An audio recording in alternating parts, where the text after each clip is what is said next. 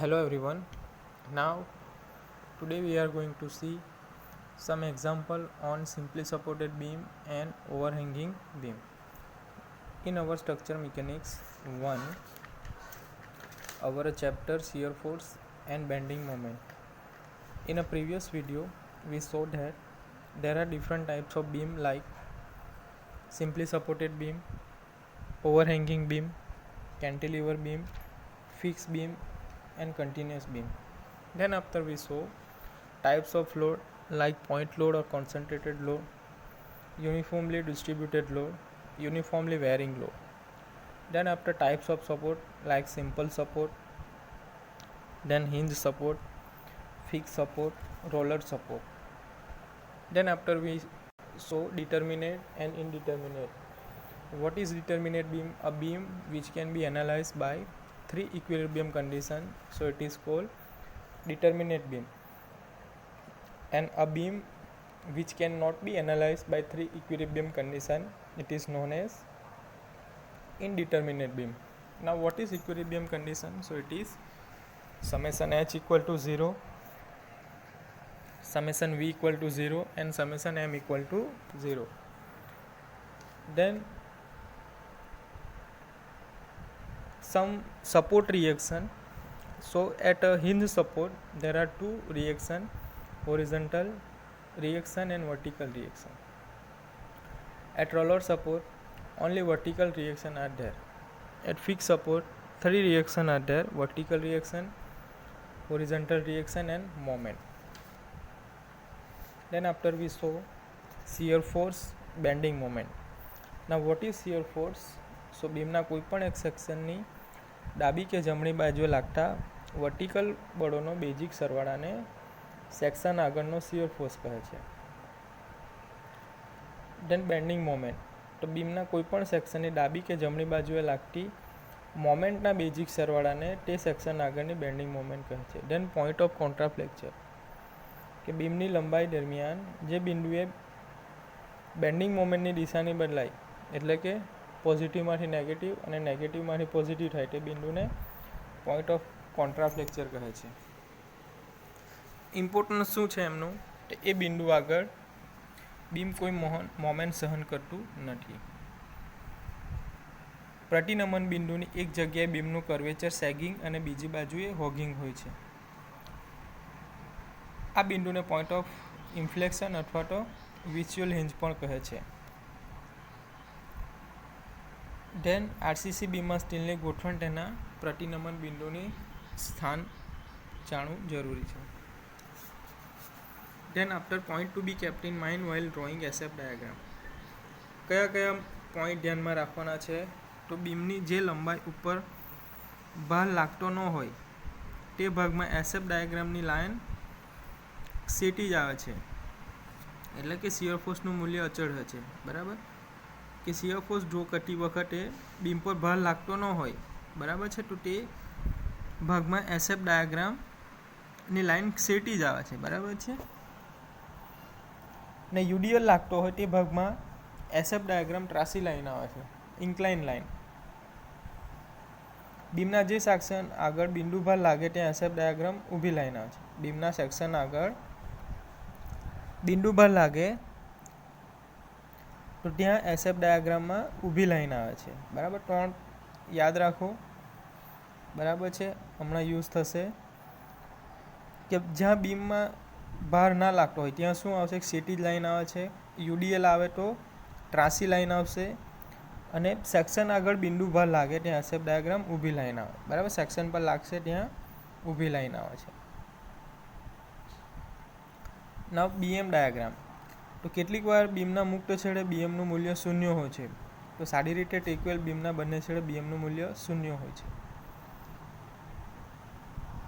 બીમની જે લંબાઈ પર ભાર લાગતો ન હોય તે ભાગમાં બીએમ ત્રાસી લાઈન આવે. ભાર જો એસએફ ડાયાગ્રામમાં ભાર ન લાગે ત્યાં સેટી જ લાઈન આવે. બરાબર છે, તો બીએમ ડાયાગ્રામમાં શું કરવામાં આવે છે? બીમમાં જે લંબાઈ પર ભાર ના લાગતો હોય તો ત્યાં ત્રાસી લાઈન આવે છે.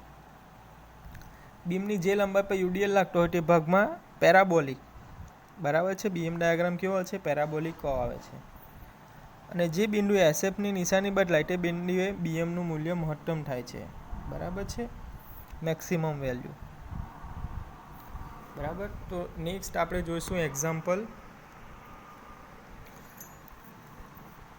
તો એક્ઝામ્પલ નંબર 1 કે એક સાદી રીતે ટેકવેલ એબીસીડી બીમના સાદા ટેકા એ અને ડી પર છે, જેની લંબાઈ 4 મીટર છે. આ બીમ ઉપર બિંદુ બી અને સી જે ટેકા એથી અનુક્રમે 1 મીટર અને 2.5 મીટરના અંતર આવેલ છે, તો તેના પર બિંદુ ભાર અનુક્રમે 12 કિલોન્યુટન અને 18 કિલોન્યુટન વહે છે. તો ફક્ત નમન ધૂર્ણની ગણતરી કરો. નમન ધૂર્ણ આલેખ દોરો. બરાબર છે. શિયર ફોર્સ અને બેન્ડિંગ મોમેન્ટ ડાયાગ્રામ દોરવાના છે. તો ફર્સ્ટ ઓફ ઓલ તો આપણે બીમ ડ્રો કરીશું. બરાબર. સાદી રીતે ટેકવેલ બીમ એ બી સી ડી. તો first of all beam draw કરો. એ બી સી અને ડી. આપણને સાદી રીતે ટેકવેલ બીમ આપેલો છે. બીમના સાદા ટેકા એ ડી પર છે. બરાબર. સિમ્પલ સપોર્ટ ટેકા હેના પર છે? એ અને ડી પર. જેની લંબાઈ કેટલી છે? એડી 4 મીટર. આ બીમ ઉપર બિંદુ બી અને સી જે ટેકાથી અનુક્રમે એથી અનુક્રમે 1 મીટર. બરાબર. મતલબ એબીનું ડિસ્ટન્સ 1 મીટર અને એસીનું ડિસ્ટન્સ કેટલું થશે? 2.5 મીટર. તો તેના પર બિંદુ ભાર અનુક્રમે એટલે એબી પર કેટલું લાગે છે? અનુક્રમે એટલે એબી પર 12 કિલોન્યુટન અને બી પર 12 કિલોન્યુટન અને સી ઉપર 18 કિલોન્યુટન. બરાબર. તો ફર્સ્ટ ઓફ ઓલ આ રીતે ફિગર ડ્રો કરો. બરાબર. ફિગર ડ્રો થઈ જાય પછી આપણે ગણતરી કરીશું. તો નમન ધૂર્ણની ગણતરી કરો. શિયર ફોર્સ અને બેન્ડિંગ મોમેન્ટ ફાઇન્ડ કરવાનું છે અને એનું ગ્રાફ ડ્રો કરવાનું છે. તો ફર્સ્ટ ઓફ ઓલ રિએક્શન લેવાનું છે. બરાબર છે. તો first of all taking moment at point A. Point A પાસે આપણે મોમેન્ટ લઈશું. બરાબર છે. તો આ પોઈન્ટને આપણે ફિક્સ કરી દેવાનું. બરાબર છે. આ પોઈન્ટને આપણે ફિક્સ કરી દેવાનું. હવે મોમેન્ટ લેવાના છે, તો moment is equal to force multiply by distance. તો શું થશે? આરડી મલ્ટીપ્લાય બાય કેટલું ડિસ્ટન્સ છે? 4. RD into force. બરાબર છે. બરાબર છે. ક્લોકવાઇઝ મોમેન્ટ આ શું થશે? Clockwise moment is equal to anti clockwise moment. બરાબર છે. આપણે આને ફિક્સ કરી દીધું છે. RD multiply by 4 is equal to now downward force કેટલું છે? 12 મલ્ટીપ્લાય બાય કેટલા ડિસ્ટન્સ પર લાગે છે? 1 પ્લસ સેકન્ડ કેટલું છે? 18 ગુણ્યા કેટલા ડિસ્ટન્સ પર લાગે છે? 2.5. RD multiply by 4 is equal to 12 multiply by 1. Force multiply by distance 4 multiply by distance. બરાબર છે. તો સિમ્પ્લિફાઈડ કરીશું તો શું મળશે? RD multiply 4 equal to 57. RD આપણને મળશે 14.25 કિલો ન્યૂટન. આરડીની વેલ્યુ મળી ગઈ. નાવ ટોટલ લોડ શું મળે છે? ટોટલ લોડ આપણને શું મળશે? બીમની અંદર જે ટોટલ લોડ લાગે છે. બરાબર છે. આ બીમની અંદર ટોટલ લોડ શું મળશે? Total load is equal two બરાબર છે. શેનાથી બેલેન્સ થશે? એ અને ડી સપોર્ટ પરથી. તો શું થશે? RA plus RD. બરાબર છે. ચાલો બીમ ઉપર કેટલો લોડ આવે છે? ટોટલ લોડ 12 કિલોન્યુટન અને 18 kilonewton. 12 plus 18 is equal to RA plus RD. આરએની વેલ્યુ આપણને મળી ગઈ છે. બરાબર છે. આરડીની વેલ્યુ આપણને મળી ગઈ 14.24. બરાબર છે. ટોટલ લોડ કેટલો છે? 12 પ્લસ 18 માઇનસ આરડી કેટલું મળે છે? 14. આરએ કેટલું મળશે? 15.75. બરાબર છે. તો આપણને એક વેલ્યુ મળી ગઈ. આરએની વેલ્યુ કેટલી મળે છે આપણને? 15.75. The shear force at point A is equal to 15.75 kilonewton. Now SF at B, point B પાસે ફાઇન્ડ કરવાનું છે. બરાબર છે. તો આરએ પાસે કેટલું લાગે છે? 15.75 માઇનસ ડાઉનવર્ડ ફોર્સ લાગે છે -12. કેટલું મળશે? 3.75. Same SF at set C 3.75 minus 18, so it is minus 14.25. બરાબર છે. અને ડી પાસે ઓબ્વિયસલી આપણને મળે છે, બરાબર છે, માઇનસ 14.25. ડી પાસે કેટલું મળે છે આપણને? 14.25. બરાબર. આ બેનું સમેશન કરીશું તો આપણને શું મળે છે? 0. બરાબર છે. ડાયાગ્રામ ડ્રો કરીશું આપણે, બરાબર છે. તો આર એ પર કેટલું મળે છે? 15.75. બરાબર. એક ઇન્ક્લાઇન લાઇન ડ્રો કરીશું આર એ પર 15.75. બરાબર. બી પર કેટલું મળે છે? 3.75. બરાબર છે. ધેન આફ્ટર સી પર કેટલું મળે છે? માઇનસ 14.25. અને ડી પર માઇનસ 14.75. અહીંયા કેટલું મળશે? 0. આ રીતે આપણે શિયર ફોર્સ ડાયાગ્રામ ડ્રો કરીશું. નાઉ બેન્ડિંગ મોમેન્ટ. તો બેન્ડિંગ મોમેન્ટ શું મળશે? બરાબર છે. સિમ્પલી સપોર્ટેડ બીમ છે, બરાબર છે. સિમ્પલી સપોર્ટેડ બીમ છે એટલે બંને બાજુ ક્યાં મળશે? મોમેન્ટ MA અને MD ક્યાં મળશે? 0. MA અને MD 0 મળશે. નાઉ હવે MB ઉપર ફાઇન્ડ કરીશું. MB પાસે કઈ રીતના ફાઇન્ડ કરીશું? આર એ કેટલું લાગે છે? 15.75 અપવર્ડ ડાયરેક્શન. કેટલા ડિસ્ટન્સ પર લાગે છે? 1 ડિસ્ટન્સ પર. તો 15.75 multiply by 1.0, so it is 15.75 kilonewton. Then MC, બરાબર છે. MC પાસે ફાઇન્ડ કરવાનું છે લેફ્ટ હેન્ડ સાઈડ, બરાબર. તો આ કેટલું ડિસ્ટન્સ લાગે છે? સોરી, 14.25 ફોર્સ લાગે છે, બરાબર છે. કેટલું ડિસ્ટન્સ થશે?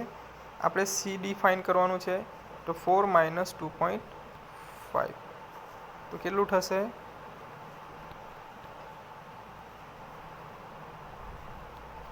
કેટલું ડિસ્ટન્સ મળશે આપણને? 1.5. આ ડિસ્ટન્સ કેટલું મળશે? 1.5. બરાબર છે. 14.25 multiply by 1.5, so it is 21.375 kilonewton into metre. બરાબર છે. તો આ પોઈન્ટ ઉપર આપણને 0 મોમેન્ટ મળે છે, બરાબર છે. બી ઉપર આપણને પોઈન્ટ લોડ લાગે છે તો ત્રાસી લાઈન આવશે. સી ઉપર ત્રાસી લાઈન મળે છે. Then after 0. તો આ રીતે આપણે બેન્ડિંગ મોમેન્ટ ડાયાગ્રામ ડ્રો કરીશું, બરાબર છે. આ થયું આપણું શિયર ફોર્સ અને બેન્ડિંગ મોમેન્ટ કેલ્ક્યુલેશન.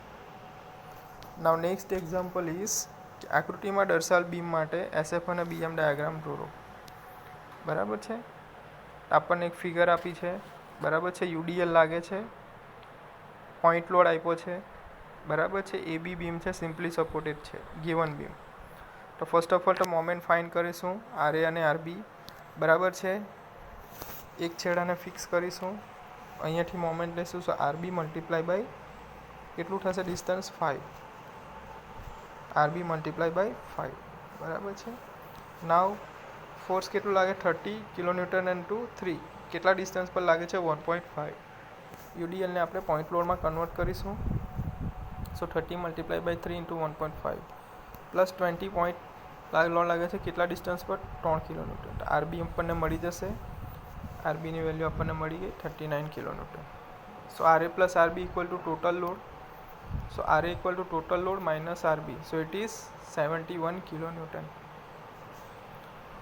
વેલ્યુ મળી ગઈ. ચાલો SF કેલ્ક્યુલેશન કરીશું. SF એટ પોઈન્ટ A આપણને મળી ગયું છે RA 71. સી પોઈન્ટ પર ફાઇન્ડ કરીશું તો શું થશે? 71 માઇનસ 30 ઇન્ટુ 3, બરાબર છે. કિલોન્યુટન ઇન્ટુ મીટર, માઇનસ 20, તો આપણને મળશે માઇનસ 39. બી ઉપર પણ એટલા જ મળશે આપણને, માઇનસ 39. સેમ મોમેન્ટ કોઈ કન્સિડર કરીશું. MA અને MB 0, simply supported. MC moment at point C 39 multiply by 2 it equal to 78 kilonewton into metre. Then after moment at point D, તો 71 multiplied by 2.37 minus 30 multiplied by 2.75 minus 2.37 divided by 2. તો આપણને મળશે 84 kilonewton into metre.